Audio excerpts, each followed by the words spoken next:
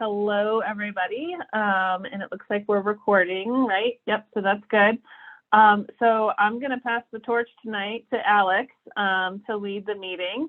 And as you saw, he sent out all of the materials and everything as well. So I will be here in case anything comes up and if there's any questions. But other than that, take it away, Alex. Thank you, Molly. Nice to see everybody. This is the first time I've got the camera on, so you know what I look like. Welcome to the December 14th Short-Term Rental Advisory Committee, or STRAC. Just to give a little bit of a heads up at the end of the meeting in case others have to drop off. We are going to be making a call for members of the committee that want to continue serving. The entire committee, all the membership seats the terms are up this month.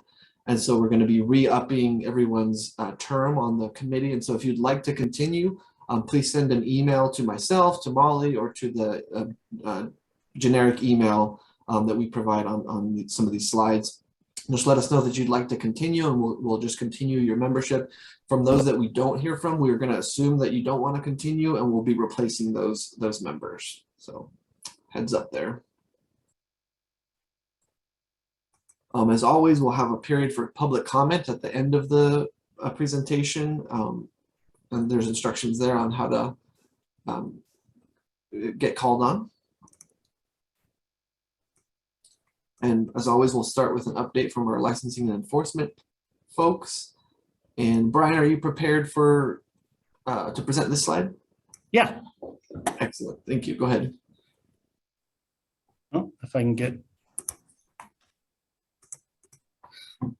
So as of December 13th, we had 240 total pending applications. Those are probably about, so let me say this, we're doing a fantastic job of getting to our new applications immediately. Our new licensing tech is doing a fantastic job. So instead of us focusing on one thing, we now have the people to focus on each step of the process, and we're doing a really good job of that. So we're down to, kind of daily applications coming in. So probably about 30 applications are waiting for initial review. 53 we're waiting for the applicant to submit something. So whether it's a document missing from the application itself, or if we've requested more information. The number that we are trying to improve upon is the 186 pending applications. I think, so my feeling on this is we've kind of become a victim of our own success in this, that we recognize a lot of things that wouldn't qualify as a short-term rental. We have great documentation of complaints. So as applications come in and we've received a number of complaints about a house, we flag it well and do those reviews. But that's been my area of focus for the last couple of weeks. And hopefully by the next STRAC, we will have some greatly improved numbers on that and great results on that. 22 applications pending review by another city agency. Those are the ones that we have basically been sending out to zoning for zoning to check up on. I went through most of those, and what we're finding again is if we put a zoning inspection on there and the applicant calls and actually does an inspection with a zoning inspector, I believe every one of them has failed at this point. So again, Alex has really narrowed down his criteria of what he's looking at. And, we're addressing those zoning violations as they come up, and we're finding the right ones. Two pending applications are awaiting denial appeal hearings. So those are most likely upstairs with the city attorney's office being reviewed for completeness and whether we have the right information to deny those. So October, 238 total applications. 119 new, 119 renewal. November, we went all the way up to 388, and we'll see the bar graphs on the next slide. But I think those are a strong indication of where we were in the past and how this market is recovering post-COVID. And as of December 13th, 76 total applications. So approximately 1/3 of the month. So we should be, in the 200s for December also.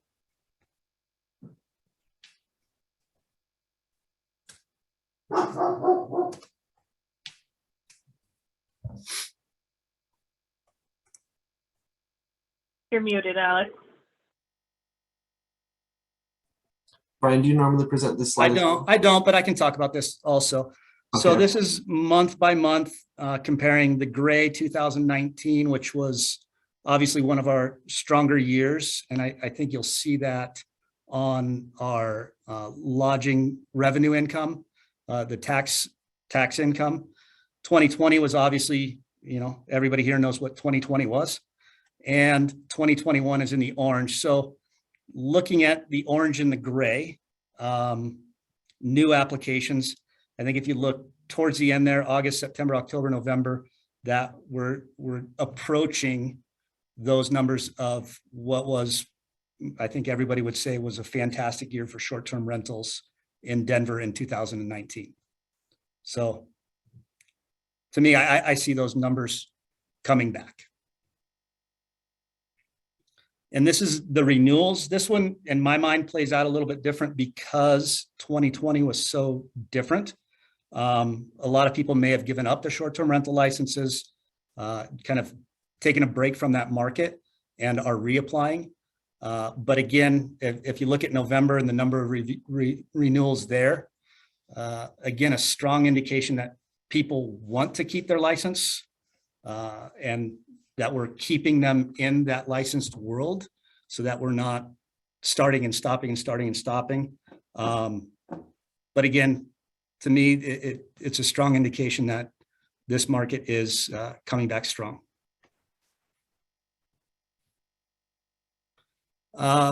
So this is some of the numbers we track about, are we being successful in, this is my interpretation of this. Are we being successful when people apply that we have strong doubts that they are qualified for this license? Are we explaining the process to them well enough, explaining the rules, and not having to go through an entire investigation, a report to the city attorney's office, an entire hearing, and things like that? So 5 people have withdrawn since the last STRAC. So we've had 52 so far this year, 318 total. That is, again, a strong number to me that we don't have as many as we did in 2019 to 2020. Closed administratively. So we are getting better at requesting records because I think that helps both the department and the applicant. So if we have any sort of issues about, do they live here? Maybe we have one complaint and they turn in their booking records and it's fairly obvious that they live there, then it completely helps their application. If they turn in booking records and they rented 324 nights in a year, that tells a different story. So what we're finding is in those cases where we have those strong suspicions and we ask for records or something like that, they just kind of go off the radar and don't reply to us. And we close those applications as incomplete.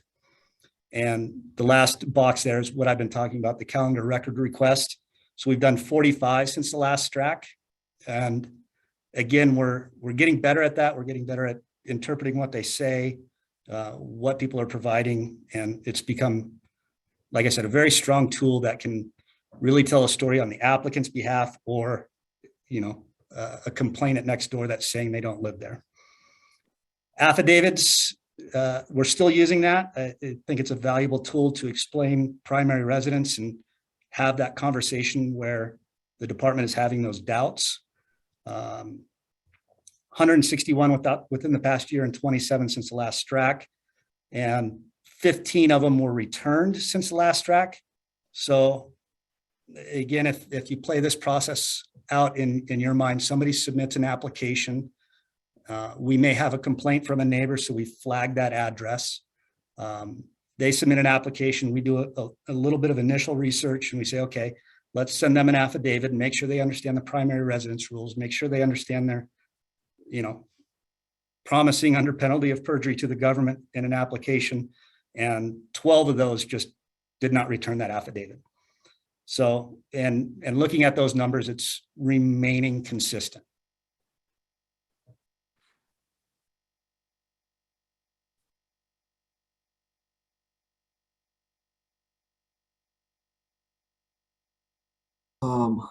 Molly, do you know who normally presents this slide? Let's see. I think Alex normally runs through all these. No.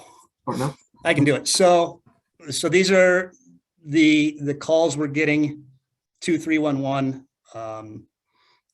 Obviously, the administrative citation portion has continued to drop. And that was a tool we were using a lot in 2018, 19, and some of 20. What we have found is that with Airbnb's cooperation of the license number, that's not the issue that it was before, with 800 or 900 new advertisements coming up every 3 months and no license numbers. Continue to get a lot of calls about the application, about the process, and we've put in a couple of steps in there, especially around renewals and whether you can continue to operate. So we're setting up some automatic emails and some communications that say your license expired, but you've renewed, continue to operate, and we'll get back to you. And notice of violations go along with administrative citations. It's just not a tool that we're using anymore. The property complaints, that's a month by month. I think we'll see a better snapshot of that on the next slide.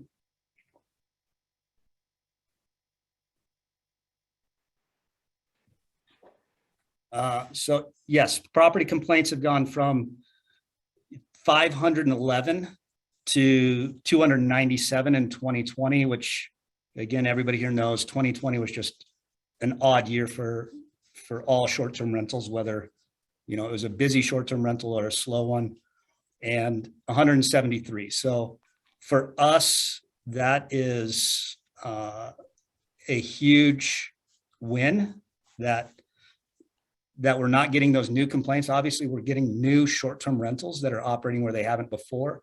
And it's my belief that we're doing a good job of making sure that most of these people live there. And when people live there, they generally don't generate a lot of complaints. So that's a huge win on that front for the citizens, that this program is working, that short-term rentals are existing without generating those complaints. But it's also, 511 complaints in a year is unmanageable without a staff of 4 or 5. And we're really doing it with a staff of 2 at this point. So huge win for us there. Brian, I think Brian. David might have a question. Yeah.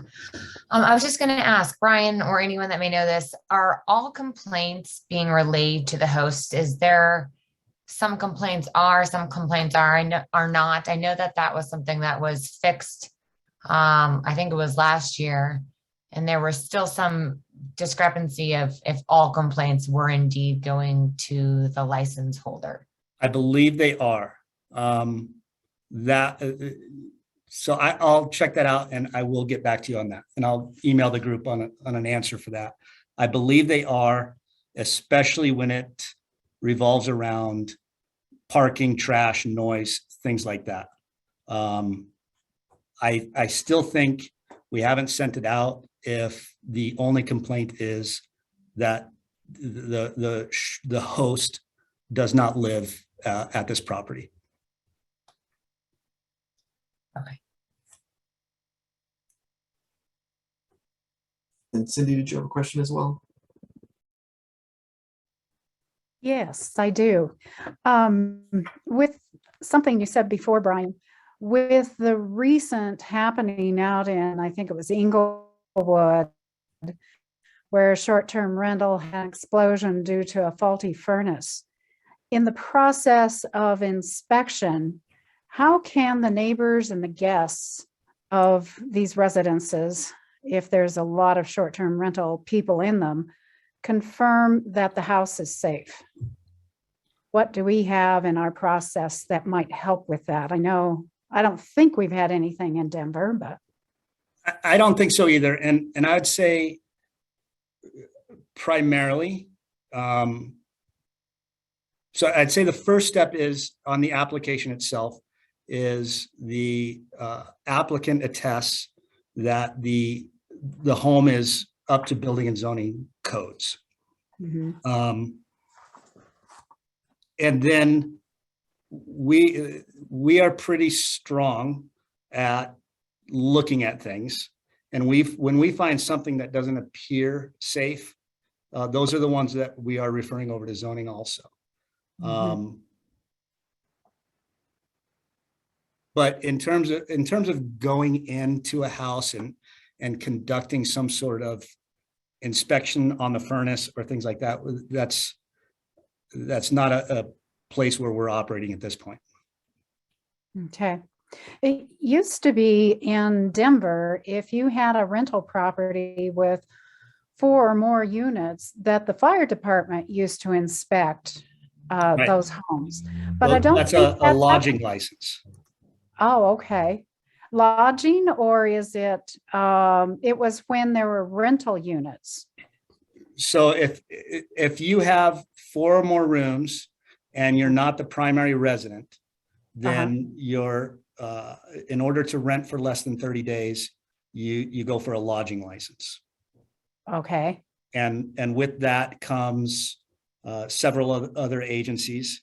You'll need a zone use permit. You'll need usually in most cases that people are operating in that world that crosses between short-term rentals and hotels, they'll generally require a change of use permit from zoning, and then possibly a certificate of occupancy change from an R1 to an R3, which brings in different sorts of fire alarms, escapes, things like that, and fire ratings on walls. But with that application, once it moves through, the required inspections are building and fire. Okay. So there's nothing like that set up at all for short-term rentals? No. Okay. And again, we're talking 2,400 probably.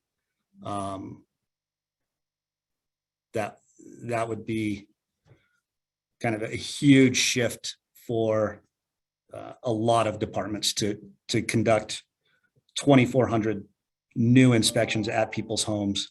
And there's some other things that get tied up with that, because if your house was built in 1960, then it's most likely up to 1960 building code. And so can we hold you to account for the 2015 building code? Do you have to, dig out to your basement, install bigger windows, all of these other things that you would have to do now just because you're short-term renting? And I don't think that that's very viable. Okay. So you're saying that some of the rental units do not have an escape, or that they just don't have a larger window in the basement? Some of them have not. And those, if we went back to that, how many have we referred to other agencies? The 22, those are things that we are referring over. Okay. Thank you. Then Buffy, did you have a question? Yes. Oh, wait. Yeah, I didn't know if my mic was on. I do have a question, and mine kind of dovetails with all of that, because I submitted my renewal for my license and I had gone to doing 30 days and more. And so I got an email that came back to me that my application was successfully processed. and that it would, it would expire on November 5th, 2022. And then when I got my actual permit, or actually it's my Denver retail sales use lodger's tax license, I have a form letter that has writing over it, basically, because the other form letter says something different that references Article 1, Chapter 32.13, and so on. But my letter says there's no longer a fee for your Denver tax license, but it also says something about getting a zoning change. Okay, so A that zoning sounds, permit, a zoning permit. that sounds like it's coming from the Treasury Department. If you have a minute to forward that to me, I'd gladly look into that. Okay, okay, I'll forward that to you after the meeting. Is that good? Yeah, that's fine. Okay, Just a lot of words in that sounded more Treasury than us. well, it does say Department of Finance on it. Yeah, And So- then below it has my Denver retail sales use lodger's tax license. yeah. So The that's coming difference- from them, but I'd still like to answer your question and find out what they're sending out. So if we get those Okay. questions, I'll be prepared. Okay, and it's the expiration on that is December 31, 2023. So it lasts more than a year beyond Right. what the Their- email said. Their licenses are good for 2 years and they Okay, always expire on the 31st. okay. Okay, well, that's what I was asking about. Okay. Thank you. I'll forward it to you after the meeting. Thank you for the questions and thank you for presenting that information, Brian. Councilwoman Sivaka, I see that you're in the public attendees section. Unfortunately, since you're not officially a member of the committee, you'll have to wait until the public comment period, but I'm happy to hear your comments and any questions you might have at that point. And then it looks like we've got one more slide, Brian. You think you can help us out with this one? Yeah. So this divides up the types of calls we're getting. And I would say, all of them are important, but applications and renewals, property complaints, and administrative citations. So if we look at 2019, those were our biggest chunk. The blue, yellow, and reddish, or reddish orange. As I mentioned, we're not using the administrative citation as we were in the past with just the hundreds and hundreds of advertisements that were coming up without licenses. So that has dropped down to 1%, and I doubt it's even really 1%. Again, the property complaints continuing to trend in the right direction, and applications and renewals, that is really become our weaker point in trying to, I would say, just joined late, but my audio is not working. it's working. It's working now. I'm going to log out and come back in a third time, period. So our applications and renewals, it's a different sort of license. This is how I'd answer that. It's a different sort of license because it's a personal license at a residence. And with our programs, the way they're set up and the automatic expiration and moving it to a different status for if you've submitted a renewal that you're allowed to continue to operate until we make that decision.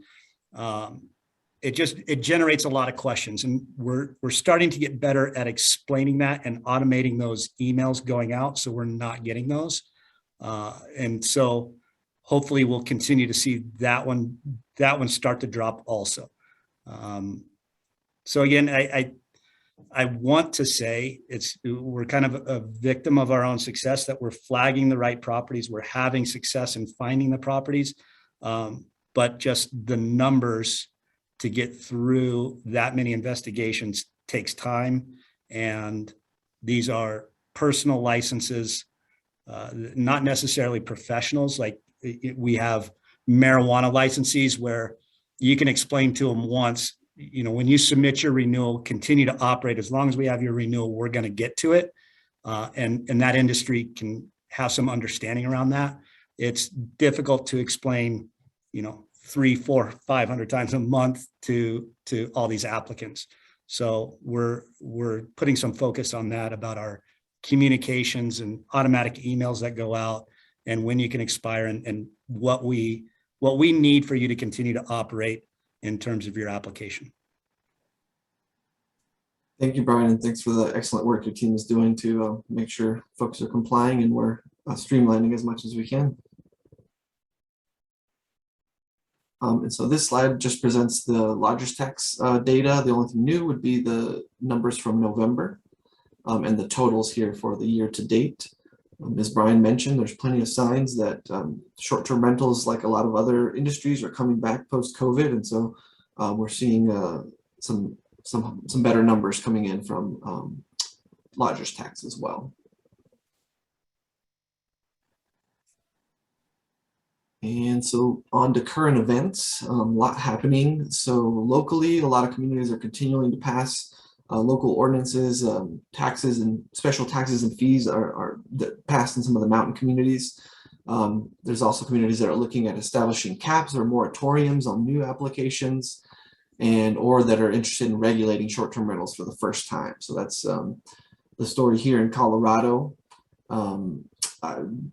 Dana, did you want to mention about the event that happened recently? Yeah, thank you. So on Wednesday, Denver Short-Term Rental Alliance, the Mile High hosted our third annual Good Neighbor Summit. This year, we took the event statewide since short-term rentals are a hot topic in many communities around the state, just as you had mentioned, Alex. We had just under 1,000 people register for the event and a strong turnout live for the event. This year, we included, again, for the third time, Visit Denver, and then we had the Telluride Tourism Board join as well for local travel updates. And then Key Data provided a statewide update, and then global travel trends were provided by Airbnb and Vrbo. And then we rounded out the event with a panel discussion with short-term rental community leaders from across the state. And it was really exciting to see how this event has evolved over time in the engagement of participants. And we're already planning next year's event, hoping to make it even bigger and better. So, this is an event for short-term rental community leaders, excuse me, short-term rental community members. But honestly, it's an event that I think everyone, no matter what side of this, positioning you stand on, would find really valuable. And I think it's really quite a professional turnout that we've seen. So thanks, Alex. Thank you for sharing that update. And I believe that your email went to the whole committee, and so from earlier today. So if you want to get more information, there's an email waiting for you and with some links. So moving on to the national picture, as has been stated before, the demand is rebounding. There are regulatory pushes, so efforts to regulate short-term rentals at some level, whether it's just creating a database or registry or creating a license, or in some cases they're banning short-term rentals of certain types. And so this is happening all over the country. You can see all the states there that are creating new, the cities within those states that are creating new regulations. In particular, I found this story about Maui interesting, that they're considering removing existing short-term rentals that are on their books, removing those licenses because they've had such an issue with housing affordability there. Obviously, it's an island, so they have limited housing, and it's also one of the things that's contributing to this migration from Hawaii to the mainland as well. So interesting story there. And then lastly, around the country, this issue of parties being thrown by teenagers who get a short-term rental and then advertise it on social media as a big party event. There's been some tragedies around the country involving those types of parties. And so again, just something that's a trend in this industry around the country. So. And then internationally, in Europe, they're continuing to do interesting things. The city of Vienna is actually partnering with some of the platforms to create a kind of a data sharing model where they're sharing information with the platform. The platform is sharing information with them about what's happening and where the rentals are and specific properties and regulations and things like that. And it's following a model that's been set in the Netherlands, France, and Spain. And there's a link to that article if you're interested in finding out more about what's going on in Europe.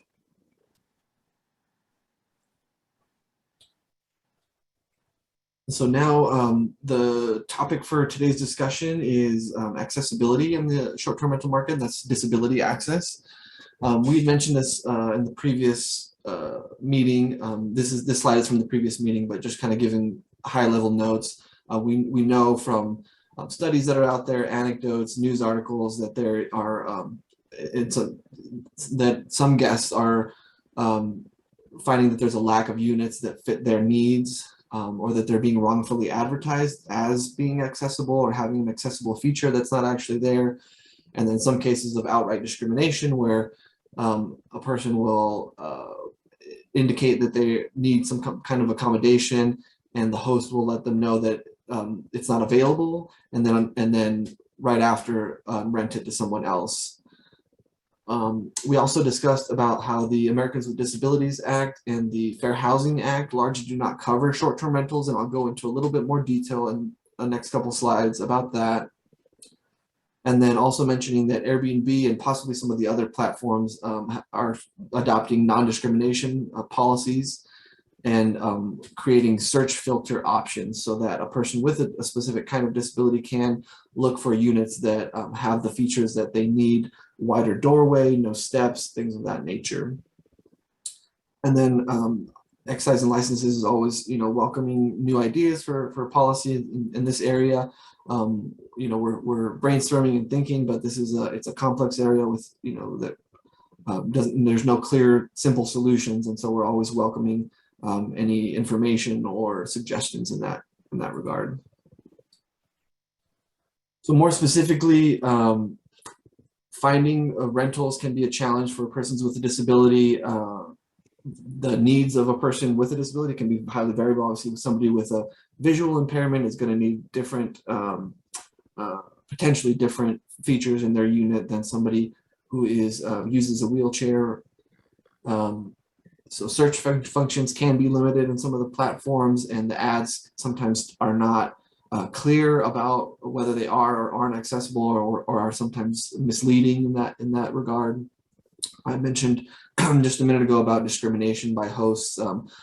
One of the trends is for hosts just to have the attitude of that you wouldn't be comfortable here, and so they're trying to do the guest a favor by discriminating against them.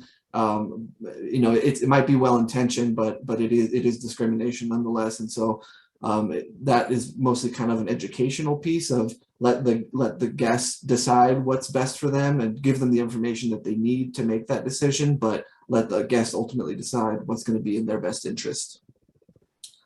And then instances of outright discrimination where they're saying it's not available when it actually is.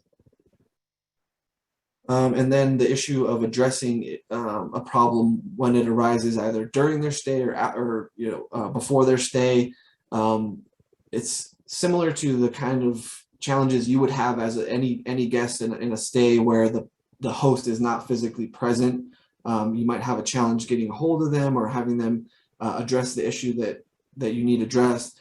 In the case of somebody with a disability, it could be really unfortunate if the advertisement said there were no steps and the entrance has steps, and they can't get into the rental at the beginning.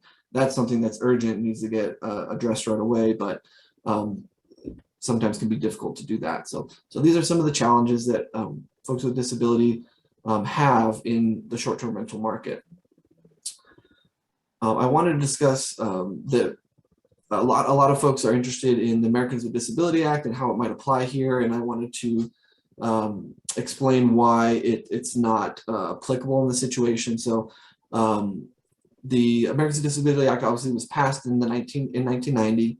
It prohibits discrimination based on disabilities in all areas of public life, including jobs, schools, transportation, and all public and private places that are open to the general public.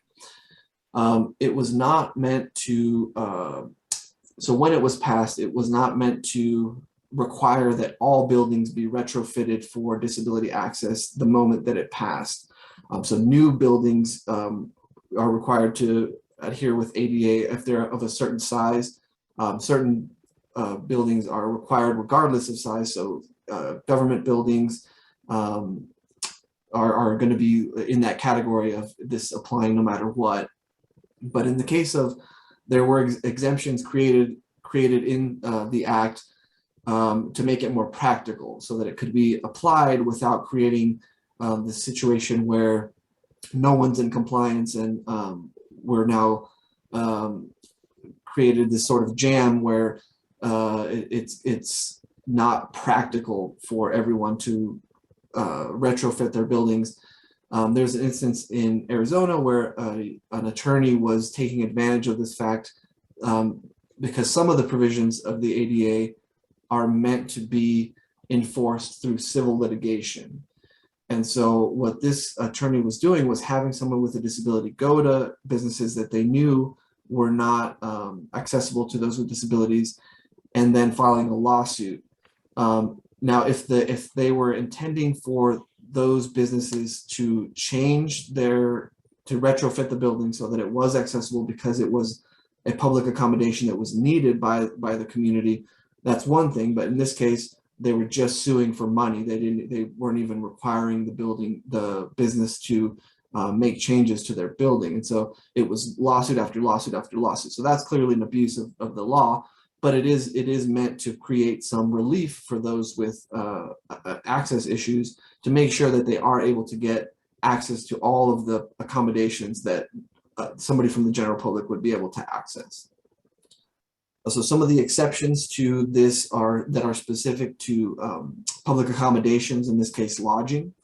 So for sort of smaller hotels, bed and breakfast, things of that nature, if the facility has 5 rooms or less and is the proprietor's main residence, so you're thinking a bed and breakfast or a boarding house of that nature, there would be an exception for that facility. So they would not be able to be sued. And the thinking there is that we want to allow for public accommodations in lodging for those with disabilities, but it's just unpractical to require it of every single facility. So some exceptions created here: 5 rooms or less. If they're not available on a walk-in or call-in basis, so again, these are created so that they would apply to hotels. So any hotel, you're able to walk in the front door and ask if there's a room available and stay at the room.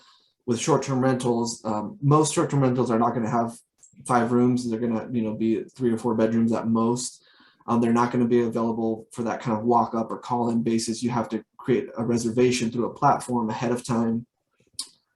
Also, at a hotel, your room is not necessarily specified. So you might reserve a room with a queen or a king size bed or with a certain view or something like that, but they don't give you an actual unit number that you're going to be staying at. You haven't reserved a specific room. If there are 5 rooms available, they're holding one for you, but not a specific one. And then obviously, if you're renting a short-term rental, you're renting a specific location, a specific address that that address when you reserve the property. And then if a prior deposit or agreement is required, so nowadays a lot of hotels will also have you pay, I don't know, it's like $5 or $20 to place some kind of deposit, but clearly the other pieces of that exemption are meant to require hotels to provide public, access for folks with disabilities. But this is meant to exempt the smaller facilities. Boarding homes and people's personal homes really weren't meant to be covered by the Americans with Disability Act.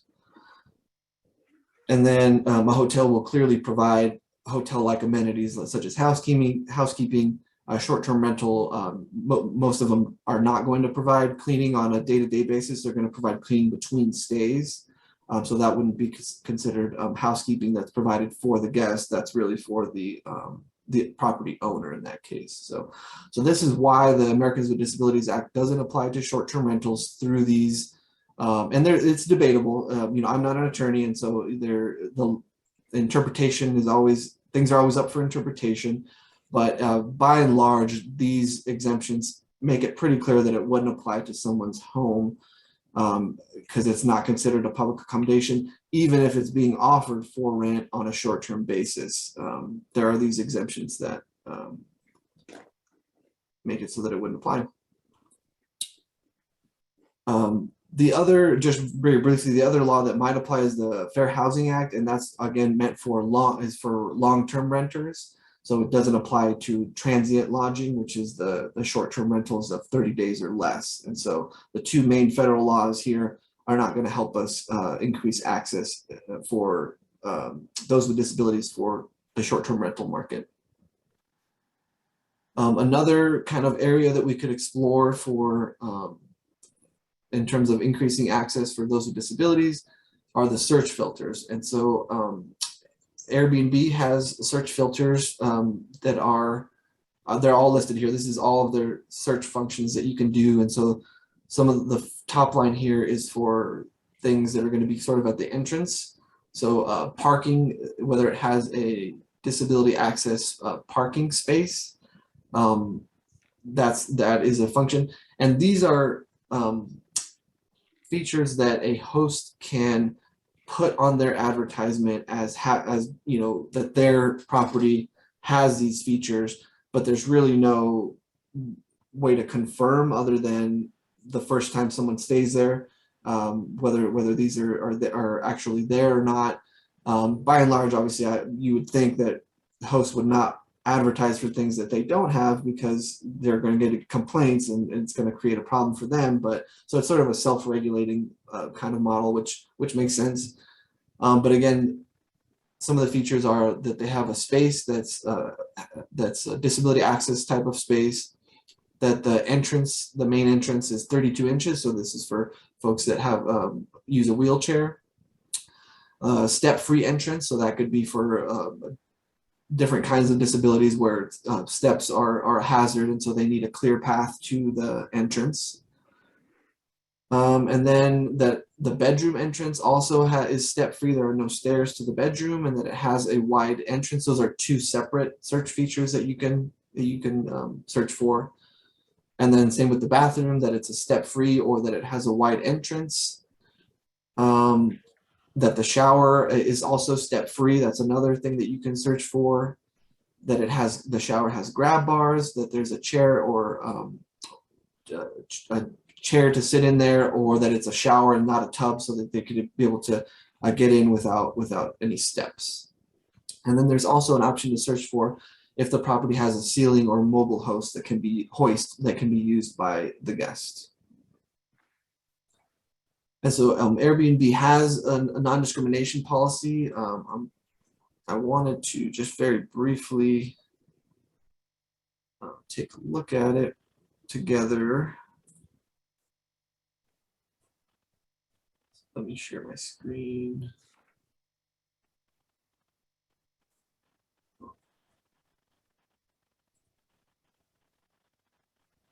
We can see it now, Alex. Oh, you can see it. Okay, great.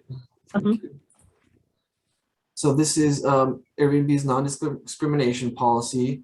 And there was some things that I wanted to focus on here, specifically disability. Here we go. So these are the things that a host may not do.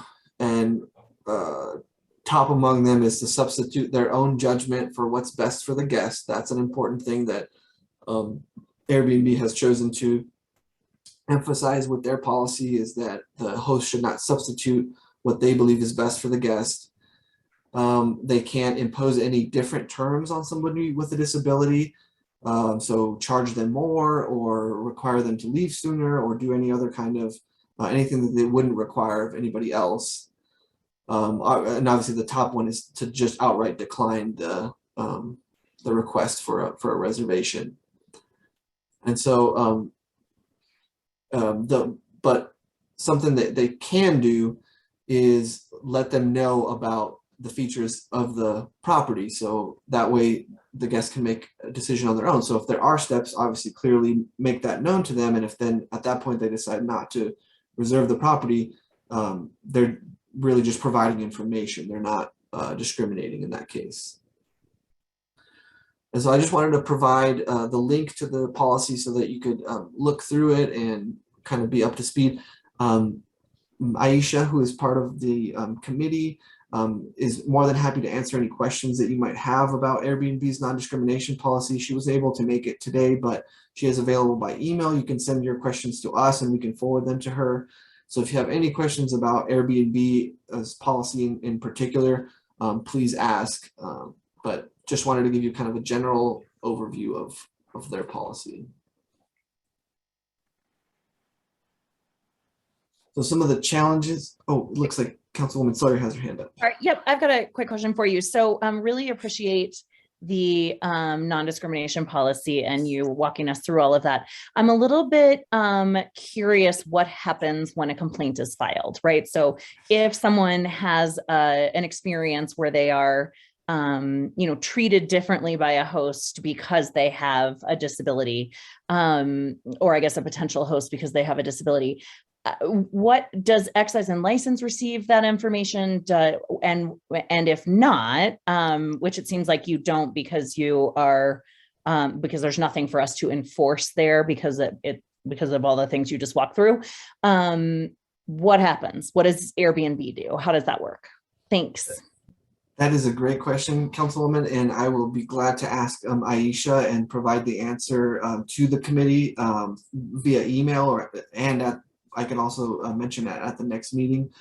Yeah, that's definitely, so we wouldn't receive that information. That would go directly through Airbnb's process of filing a complaint. They would get that information. I honestly don't know what happens at that point,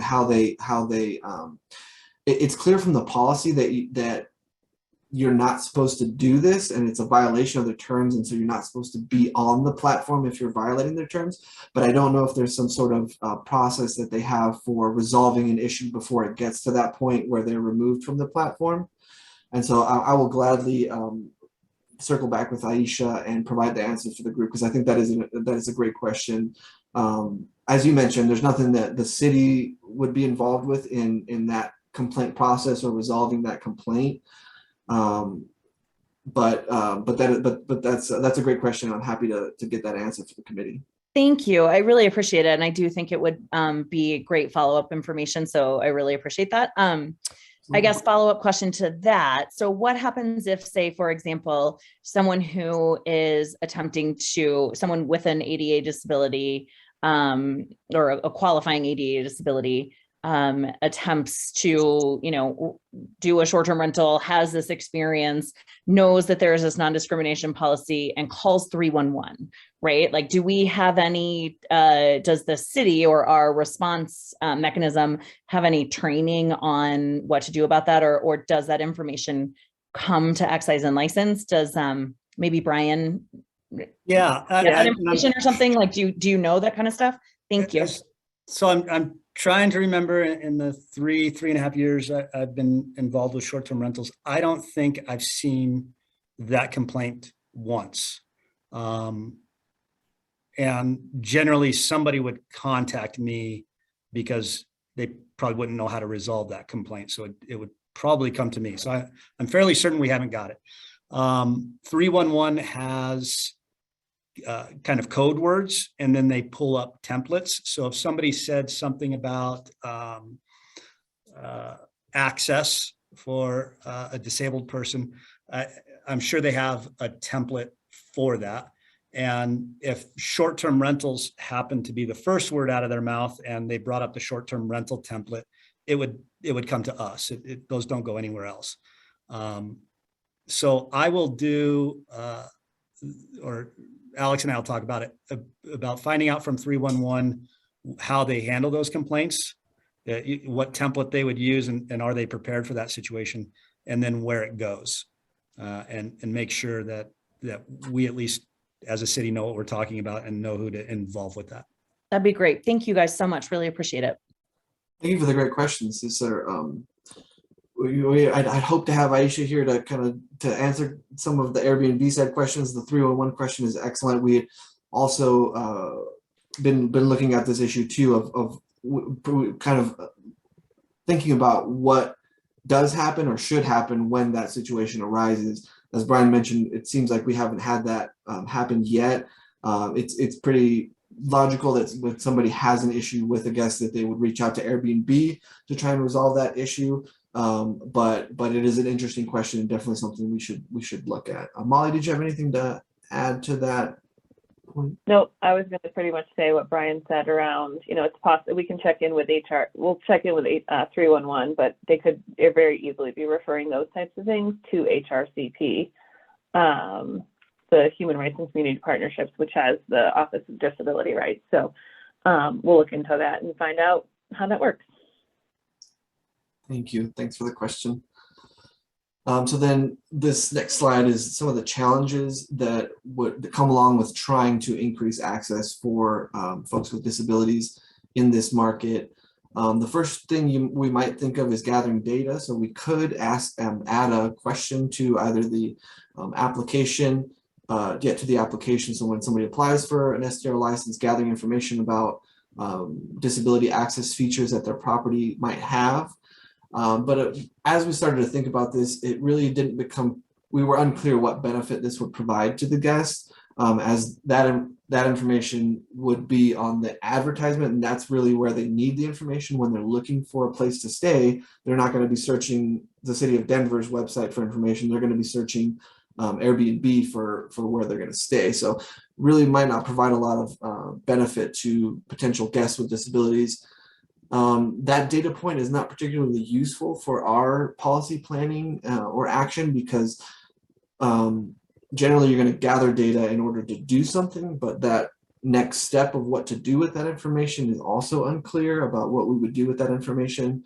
It would just provide a single data point, right? There's X number of short-term rentals in the city that have an accessible driveway. Well, that doesn't really tell you, it's not useful to the guests because they don't know which ones or where.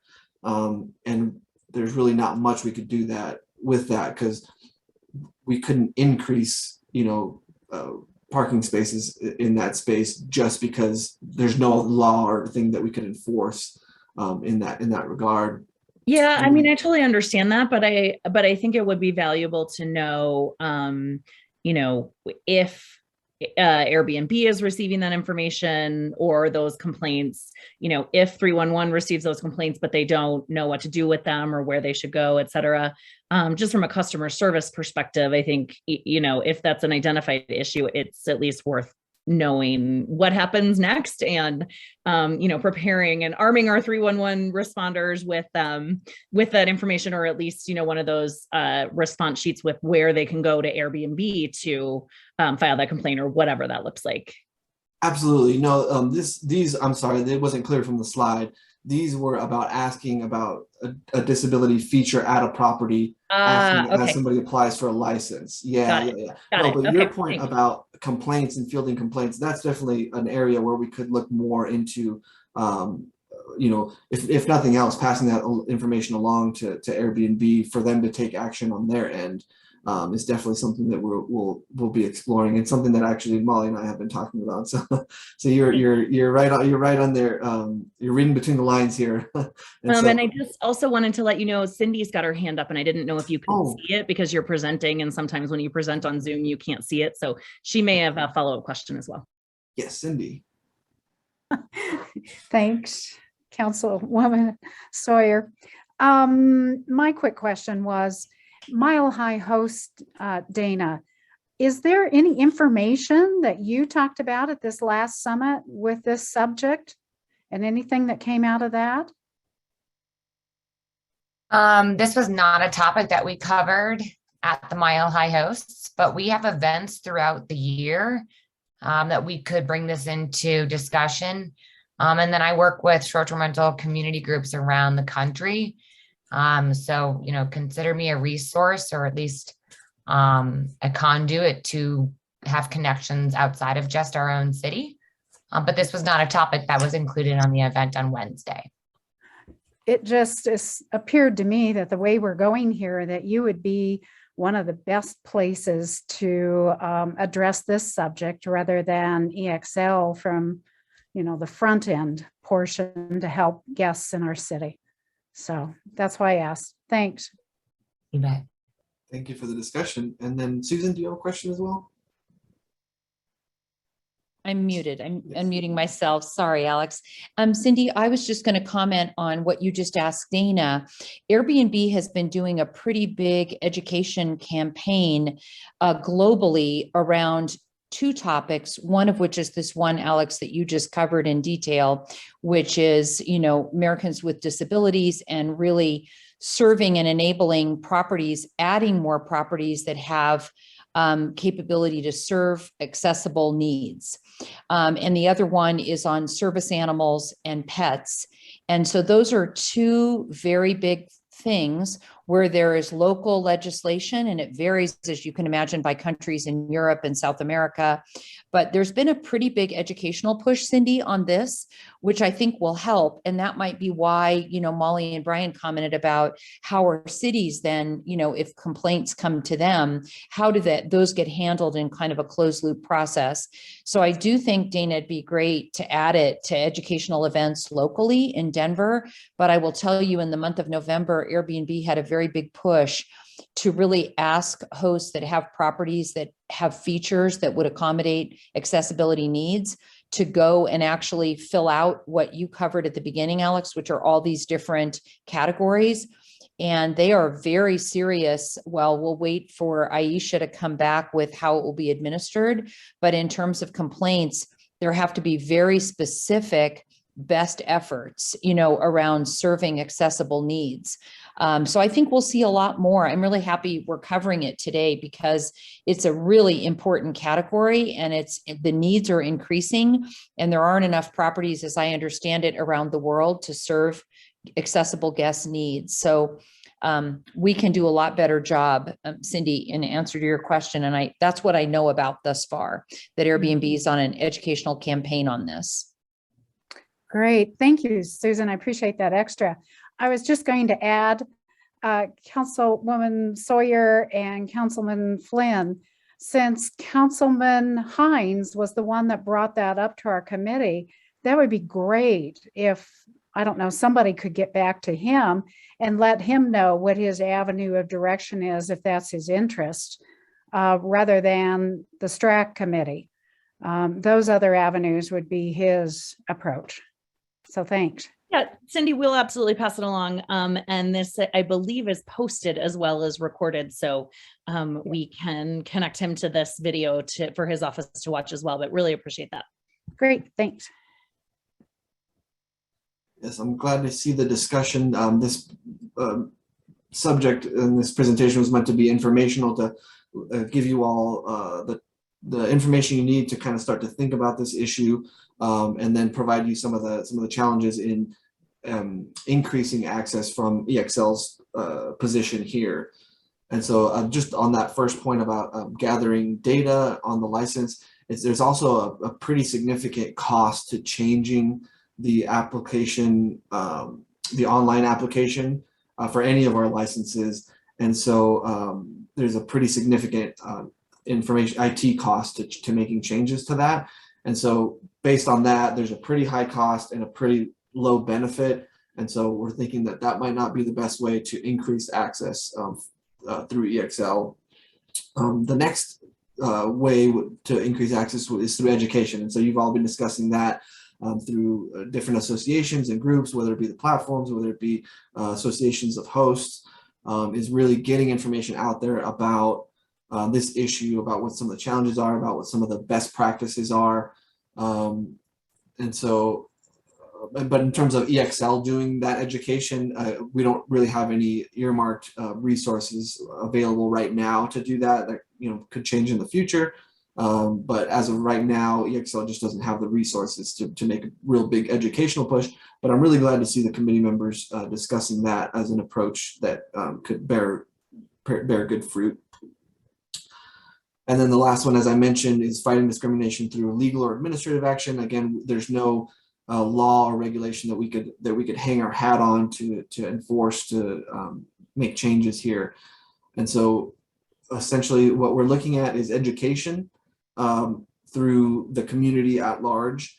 And then as the councilwoman mentioned, as looking at these complaints that might come through to the city and seeing how we might be able to facilitate addressing discrimination complaints that come in, whether it's passing that information on or taking some other action. So that's the end of that. I don't know if there's any more questions or conversation, or if Molly or Brian had anything else to add there. The council members, if you had anything else. We lost Councilwoman Siribaka, but I'll be sure to email her after the meeting. Just thank you, Alex. Just so you know, she texted me and asked me to ask this question, which I also had. So I think maybe a little help clarifying the rental registry, the long-term rental registry, and the basic living standards within the city and county of Denver, and how those apply to short-term rentals. Do they, or how does that work? I guess you sort of like glossed over it a little bit, and I would love a little more clarification about that if Excise and License has considered that yet. You want me to take that, Molly? Okay.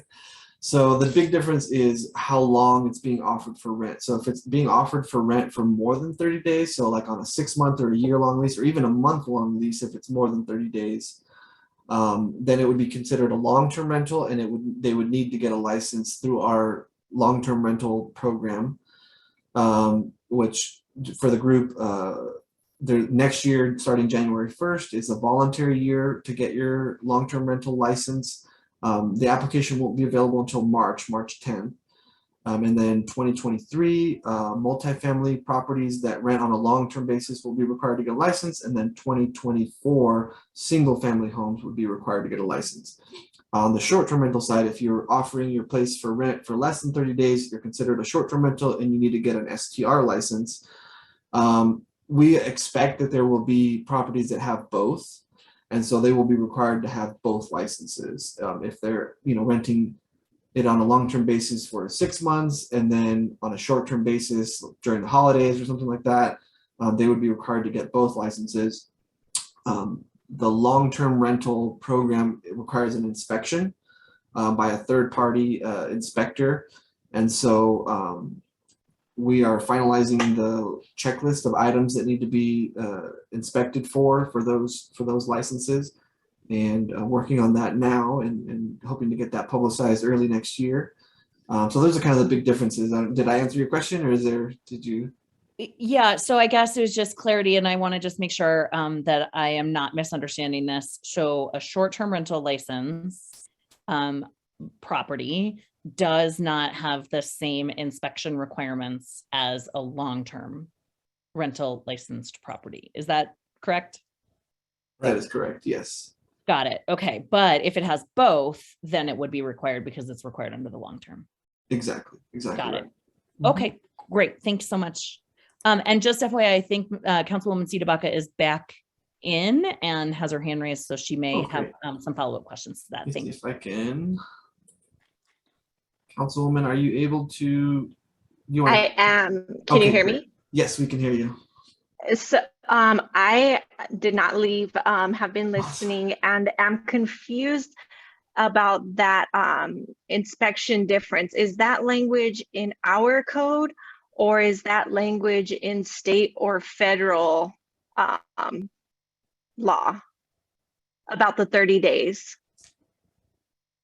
Molly, you want to cover this one as well? Yeah, well, I can jump in real quick. So the inspection language for the long-term rentals where an inspection is required, that is in the DRMC, that's in our code where that inspection is required for the residential rentals. And there is not any language in our code that requires that same type of inspection for a short-term rental. There are other things as far as like they have to self-attest that there is a functioning smoke detector and carbon monoxide detector and those types of things in a short-term rental, but there is not a requirement in code for an inspection to get a license on a short-term rental.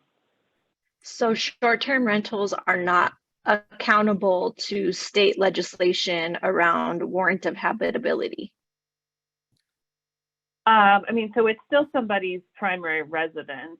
So if there is, and there is a possibility, like Alex mentioned, there is a possibility that it could be, rented to a long-term renter and that person is short-term renting. And in that case, it would have gone through the inspection. But other than that, I mean, it's up to the person whose primary residence it is to maintain their habitability. So I'm curious about the systems that we'll be using for the rental registry and if it interfaces at all with our short-term rental database so that we could have a comprehensive list in the rental registry of all types of rentals. So yeah, I think, I think that's relatively easy, right? So I could give you a list pretty quickly of every short-term rental license in Denver and their address. And our licensing system will be based off of that same data for the residential program or the long-term rental program. So both of those will be fairly easy to capture. They're issued at an address, and that's easily comparable. That would be excellent to be able to populate the rental registry with all of the short-term licenses with tags that not only indicate that they're short-term, but tags that indicate whether or not they are ADA accessible. That would be a good way for us to track these things. I think eventually, I'm not sure if it was in the first iteration of the plan for the registry, but I think in the long term and perhaps in the next iteration, we'll be able to track complaints on a property in the rental registry as well. So that would be a great place for us to indicate whether or not we've ever had a complaint about a short-term rental that the public could be able to access. Does that make sense? Yeah, so we have various methods right now that we're doing most of that. So if I wanted every complaint registered to a short-term rental over the last 3 years, I can pretty much get there. There might be some that came in email before we had a standard policy of putting that back into 311 or Salesforce. But every complaint that's come through 311, I can get back and by address and everything. And that's great. I'm pretty sure the rental program that is kind of a continuation of DDPHE's Safe Homes program, they could also probably pretty quickly, I'm not familiar with everything they do, but they could probably pretty quickly give you the complaints that they've received over the last 2 or 3 years on long-term rentals. That's excellent. I think the goal here is a very comprehensive rental of all types database that is public facing. So if we've got that data, great. Just let's make sure we get it into the business. I don't know how we make that public facing. I think we've done it in some other areas, and we could definitely explore that. It's mostly internal at this point with Salesforce and our 311 data, but excise and licenses, I can speak for them. We publish all of our data. We have an open data website where you can find out a lot of things about our licenses. I just don't know that we include that sort of information to be public facing. I am making a request that we do. I think it'll help us get in front of a lot of this. So that's my question and request. Thank you. And I just want to make one additional comment and caveat around the residential rental license and the phasing in. It's an extended phase-in license. And so in 2022, it's entirely voluntary. In 2023, it's multi-unit properties that are required to get a license. And in 2024 is when single-family homes. And so pulling together a comprehensive database, I think we'll take these suggestions into consideration, and as we're building out the record for residential rentals and possibly making changes to the short-term rental record, we can take all these into consideration. But just want to make sure that it's 2024 that we're looking at to really have that comprehensive information based on the requirement dates. Yep, got it. Thank you. And Susan, did you have a question as well? Yes, I just wanted to comment on Councilwoman Sita Baca's question and maybe some of Brian's summary.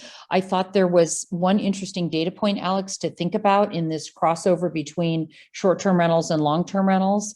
Airbnb published data in this last quarter that 20% of all their bookings in the United States between September and December of 2021 are for 30 days or longer, which is a very, very major change from where this was prior to the beginning of COVID. The numbers were somewhere in the 4 to 5% range. So that's a very big movement. And I think it's interesting to note. I don't know how those numbers, and I don't know, Molly, if you know how they relate to Denver, just our city, but clearly I think it's very interesting as we think about the legislation in both categories. And Brian, your piece in looking at both of them and having that crossover may become more and more important. Now, their assessment is that people are choosing to live on Airbnb is kind of the analogy, which is where they can work remotely depending on their jobs. They may pick up and live in Santa Fe, New Mexico for 45 days and in Denver for, 2 months. But I think it's just something worthy of consideration because, Alex, in those cases, those would typically be properties that were furnished, you know what I mean, versus unfurnished. And not that that's really relevant. It's more the 30-day marker, if you will. But I think it's something that Strack and Molly, your team, should be aware of and kind of watching because it may play into this broader discussion that we just had. Thank you for that. Any other comments, questions about the issues that we discussed today before we move forward? For the good conversation on disability access, and I appreciate the council members being here. All right. So then, as mentioned before, next year we're going to be switching to a quarterly meeting schedule, and so the first meeting will be 2 months from now. We're going to continue for February, but then after that we're going to switch to every 3 months, so it'll be May, August, and then November. We're thinking for the next meeting we might start to talk about the short-term rental impact on the housing market. I've read an interesting paper from a researcher that collaborated. It was a researcher from a local university, and then they collaborated with some researchers from other universities.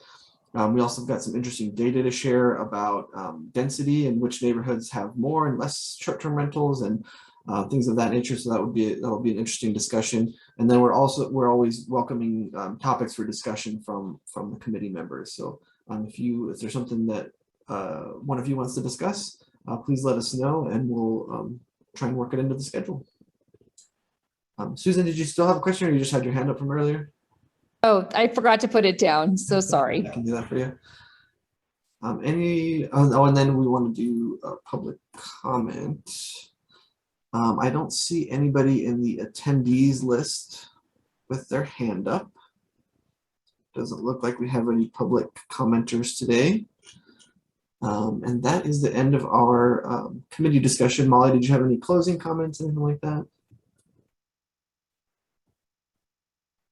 No, I don't think so. Just thank you guys again. And like Alex said at the beginning, if you are a current STRAC member and you are interested in continuing for another 2-year term, please email us and let us know. And then we will gather that information and figure out what vacancies we have. We have a couple that we are already aware of.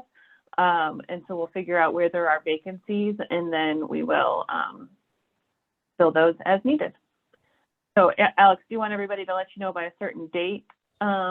Yes, why don't we do, what are you thinking, Molly? End of the year, or should we just give them a week or two?